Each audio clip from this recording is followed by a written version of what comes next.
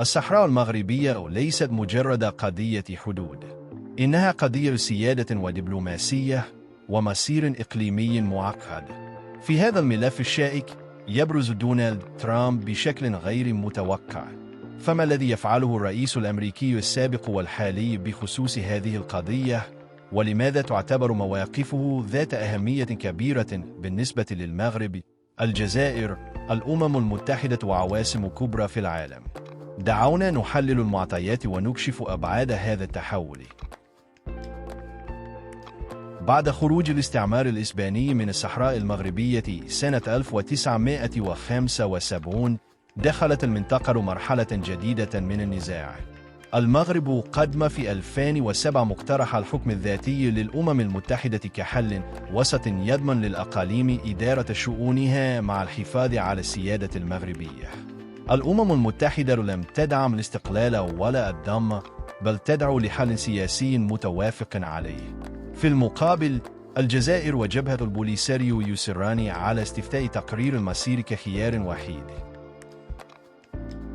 سنة 2020 عبر اتفاقات إبراهام، أعلن دونالد ترامب اعتراف الولايات المتحدة بسيادة المغرب على الصحراء.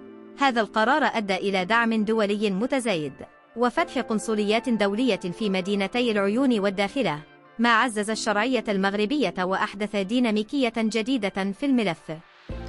في أغسطس 2025 يعود دونالد ترامب إلى البيت الأبيض ويوجه رسالة خاصة إلى الملك محمد السادس يؤكد فيها اعترافه بسيادة المغرب على الصحراء، كما يشيد بخطة الحكم الذاتي المغربية ويصفها بأنها جدية وموثوقة وواقعية. صدرت مواقف داعمة من الإدارة الأمريكية، أبرزها ماركو روبيو ومسعد بولس، بينما أكد المجتمع الدولي خاصة فرنسا وإسبانيا وبريطانيا أهمية هذا التحول ودعمه للمسار الدبلوماسي المغربي.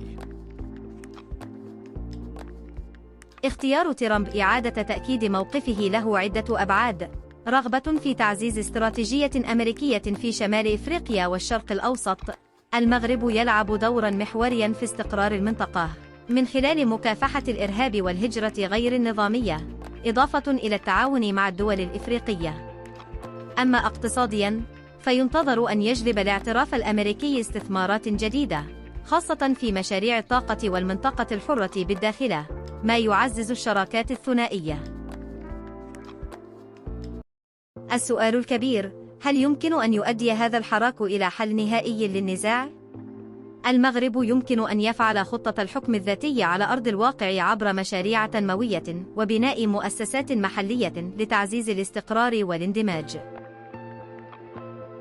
في السياسة، الرموز لها وزن كبير، وعندما تؤكد قوة عظمى مثل الولايات المتحدة بشكل صريح أن خطة الحكم الذاتي المغربية هي الحل الواقعي الوحيد، فإننا أمام تحول استراتيجي.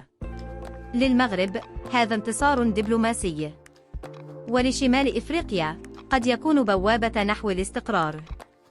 لكن يبقى التحدي في تنفيذ الوعود. هل ستتحول الأقوال إلى أفعال حقيقية؟